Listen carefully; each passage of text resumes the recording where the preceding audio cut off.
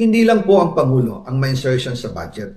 Pati po si Congressman Sandro Marcos, meron din pong pinapasok taon-taon.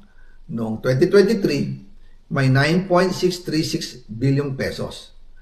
Noong 2024, 20.174 billion pesos. At nitong 2025, 21.127 billion pesos.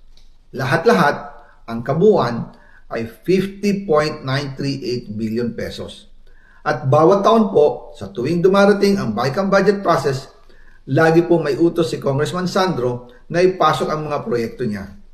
Nalaman ko na lang sa mga contractor na galit siya sa akin noong pinag-uusapan na ang 2025 GAA budget. Ang sabi daw niya, ipatatanggal ako at magpa-file ng maraming kaso laban sa akin. Kasi kulang ng 8 billion pesos yung insertion na gusto niyang ipasok. Ang dahilan daw, may mga contractor na nakapag-advance na sa kanya at dahil hindi na ipasok ang buong halaga, kailangan daw niyang magsauli sa mga yon. Para malinaw sa taong bayan, ilalabas ko po sa video na ito ang listahan ng mga proyekto na kasama sa mga insertions ni Congressman Sandro.